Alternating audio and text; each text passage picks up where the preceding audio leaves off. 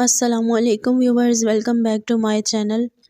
आज मैं आपको क्लोबिडर्म क्रीम के बारे में रिव्यू दूंगी। ये क्रीम बेसिकली क्या होती है, क्या इसका यूज़ होता है, किन कंडीशंस में इसको यूज़ करना चाहिए और कौन से इसके साइड इफ़ेक्ट्स होते हैं, ये सब जानने के लिए इस वीडियो को एंड तक देखें। लेकिन उससे पहले तमाम देखने वालों से ये गुजारिश है जो हमारे चैनल पे न्यू हैं, वीडियो को लाइक करें, शेयर करें, सब्सक्राइब करें, बेल के आइकन पे क्लिक करें ताकि हर नई आने वाली वीडियो का नोटिफिकेशन आपको मिलता रहे। Thank you so much. बात करते हैं क्लोबिडर्म क्रीम के बारे में। ये 10 ग्राम में अवेलेबल होती है, एटिको की प्रोडक्शन होती है और ये 0.05% एज अ क्रीम यूज़ होती है और ये एंटी फंगल सिस्टमिक के तौर पे इस्तेमाल में लाई जाती है। ये था इसका इंट्रोडक्शन। और इसके अंदर क्लोबिटासोल पाया जाता है जो कि इसका एक्टिव इंग्रेडिएंट होता है, जिसकी ओवरऑल वर्किंग होती है स्किन के हवाले से। अब हम बात करते हैं इस क्रीम की वर्किंग के बारे में और इसके यूजेस के बारे में कि क्या इसकी परफॉर्मेंस होती है। It is used in conditions like psoriasis, यानी कि skin cells multiply faster than normal, intractable eczemas, atopic eczema of infancy and childhood that remains intractable and other inflammatory dermatitis, यानी कि स्किन की ऐसी कंडीशन जिसको psoriasis कहा जाता है, जिसमें कि आपने देखा होगा कि स्किन बहुत ज़्यादा मल्टीप्लाई हो जाती है या उसमें काफ़ी ऐसे कॉम्प्लिकेशंस आ जाते हैं जो कि ज़ाहिरी तौर पे ठीक नहीं लग रहे होते, या वैसे भी स्किन जो है वो काफ़ी हद तक ख़राब हो जाती है और उसमें रैश आ जाते हैं, रेडनेस आ जाती है, छाइयाँ आ जाती हैं।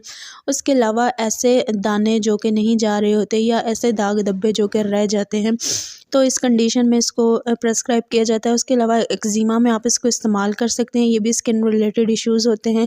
उसके अलावा अगर आपको रंकल्स या फ्रैकल्स का मसला है या डॉग स्पॉट्स का मसला है या कोई भी सीरियस किस्म का फंगल इन्फेक्शन आपको लाहक रहता है, तो इन कंडीशंस में आप अप्लाई कर सकते हैं। उसके अलावा अगर आप देखते हैं कि इन्फ्लेमेशंस हो रही हैं आपकी स्किन पे, यानी आपकी स्किन में सोजन है या बॉडी का कोई ऐसा पार्ट जो कि इन्फेक्टेड हुआ है और उसकी जो स्वेलिंग है वो नहीं जा रही, तो उस सूरत हाल में भी आप इसको अप्लाई कर सकते हैं। इसको आपने बहुत थोड़ी देर के लिए इसकी थिन सी लेयर आपने अप्लाई करनी है और फिर आपने कुछ टाइम के बाद ज़्यादा से ज़्यादा आपने इसको 5 to 6 मिनट्स अप्लाई करके रिमूव कर देना है।